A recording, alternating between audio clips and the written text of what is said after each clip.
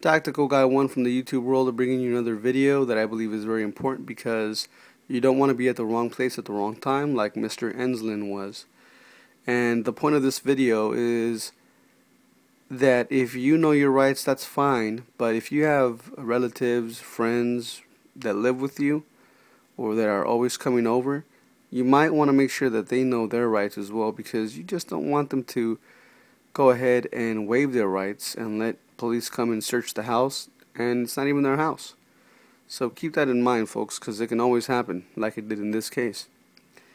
Enslin was truly in the wrong place at the wrong time. 7 U.S. Marshals were searching for a fugitive named Mickey Bass to execute an arrest warrant. Relying upon a tip that Bass had frequented John and Shannon Palacios' house, they approached the house dressed in plain clothes. At a subsequent suppression hearing, the marshals testified about the ensuing events. They knocked and identified themselves to Larry Chance, Shannon Palacios' brother. When Shannon Palacios subsequently joined Chance at the door, they asked her if Bass was there, and when she replied that he was not, they requested permission to search the house. Shannon Palacios gave them consent to search the house. She did not limit her consent to any part of the house or give any indication that she could not consent to their search of any part of the house, although the marshals admitted that she did not give them particularized consent to search the back bedroom, where they subsequently found Enslin. The marshals also admitted that they did not tell her that she had a right not to consent, or did they read her the Miranda warnings. So keep that in mind, folks. If you don't know what or what the Miranda warnings are, you need to study that, look it up, Google it, whatever it takes. Share it with your friends and family members as well, or anybody that lives in your house, even if they're tenants. Then it goes on to say, the marshals entered the house and began searching for Bass. 2 of them, Deputy Marshals Madry and Kitts, went down the hallway and into the back bedroom. Although the back bedroom door had a key lock, there is no indication in the record that the door was locked. When the marshals entered the room, Enslin was in bed. Apparently having just awakened from sleep, Enslin's hands were concealed underneath the covers. Concerned for their safety, while they searched the room for Bass, Madry and Kitts ordered Enslin to show his hands. The record indicates that the marshals likely had their hands on their weapon at the time.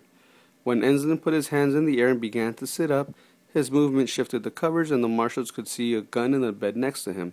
The marshals drew their weapons and placed Enslin under arrest. Only later did they learn that Enslin was on parole. He was charged subsequently and convicted of being a felon in possession of a firearm in violation of 18 U.S.C. 922G1 and 924A2. Shannon Palacios testified at the suppression hearing and contradicted some of the marshals' testimony. Of course, I'm not surprised, but this next sentence will show you why it's so important to write things down, or better yet, just simply record it. However, her testimony was confusing and inconsistent, and she was unable to remember many things about the events of that morning. She stated that she did not meet the marshals at the door, they just came into her home. Furthermore, she testified that she did not give consent to search, although she could not remember whether the marshals asked for consent. See, folks, if that were me, I would have said, they asked and I said no. Because if I look like I don't know what the hell I'm talking about, guess what? Now, if they did just come in and now they're lying, if they're lying and I'm lying, guess what? There's going to be no audio or video. Because they sure as hell aren't going to come up with a video or audio showing them doing exactly what they said they didn't do. So, if they can't disprove them, then they can't disprove me. If you catch my drift. During the previous 3 months, she had rented the back bedroom to a man named Pat Dicker. Shannon Palacios never entered the room when Dicker lived there. However, she was having trouble getting Dicker to leave, so she enlisted the help of Enslin, who stayed in Dicker's room at her request. Enslin had only stayed for a few nights in the back bedroom, and he did not pay rent or have any sort of lease agreement with the Palacios. Dicker slept in the back bedroom as recently as 3 nights prior to the search. Along with some items belonging to Enslin, the back bedroom contained furniture owned by the Palacios as well as some personal belongings that Dicker had yet to remove. The district court expressed concern over the credibility of Shannon Palacios' testimony. John Palacios also testified at the suppression hearing he was in the front bedroom watching television when the marshals entered. Despite the fact that the front door was very close to his open bedroom window, he did not hear any conversation between the marshals and Chance or Shannon Palacios until Chance said, "Cops." When he walked out of his bedroom, the marshals were in the living room, which goes to show they most likely did not ask for consent. They simply just see if check to see if the door was open, and pretty sure it was open. And they just came right in. So that's what I think happened from what the different stories are being told. Then it goes on to say the district court determined that Shannon Palacios consented to the search and that she had authority to do so. Of course, the courts are going to go with the cops. So keep that in mind. Always record, have different recordings. Never consent, never open the door, always have it locked. And if they want to talk, you can talk through the door, come to the window, we can talk through there. But I'm not going to open the door. So you want to keep in mind that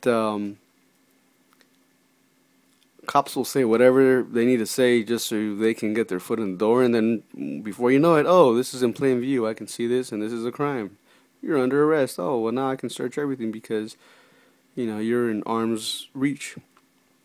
It goes on to say, according to the court, Enslin did not have a reasonable expectation that Shannon Palacios could not allow others to enter the room. Now here's the kicker. Because he was staying in a room that contained the furniture and belongings of a third party. So keep that in mind, folks. If you ever go in somewhere and you're renting a room, make sure it's only your stuff, nobody else's. The court further determined that the gun was in plain view once Enslin moved his hands from under the covers. Therefore, the court refused to suppress the gun. Finally, the court denied Enslin's motion to dismiss the indictment for failure to allege a mens rea requirement for his felon status. And it goes on, I will post a link. But what I think happened is the cops just walked in. Somebody said cops, somebody else looked. Oh, okay. And they just kept searching. And they go to the back. They say, hey, you get up with the guns drawn already. As he does get up, they're searching still, and they remove the covers. They see the gun there. Okay, good thing we already had our guns drawn. So they try to make it seem like they follow the book, but in reality, that's not how it works. Which is why it's always important to have video recording, audio recording set up as soon as you can. Personally, there are ways I know that you can make it so that nobody can just waltz right into your house. I'm going to eventually make a video on that so that people can see that you can slow people down from trying to just barge into your house. It's not going to necessarily stop them. If they're determined, they will move forward. But it's going to take more than 2 or 3 people, I'll tell you that right now. So, and besides that, it will buy you time to go and lock yourself in a room. And if you have your home defense weapons there, then you're good to go. But yeah, these guys, I think they just, their story doesn't even add up. And since it's 2 people, and what they say they heard or saw, it's contradicting the officer's testimony. I mean, both of them. But of course, the courts will turn a blind eye and just go with and try to discredit the lady and say, well, she didn't remember, so I don't think she knows what she's talking about. Which, once again, I always say, write everything down. And if it were me anyways, I would simply say, hey, you know what? They didn't ask, they just barged in. Or I would say, hey, they asked, but I said no, I don't consent. Either way. But I will stick to my story, because if they're sticking to theirs, guess what? I'm sticking to mine. And if there's no video or audio, then how can they disprove what I'm saying, and how can I disprove what they're saying? It goes both ways, folks. It goes both ways. Thanks for watching, guys, and hopefully this video helped you guys out and really opened your eyes as to the kind of crap that goes on here in this beautiful country that's going down the drain.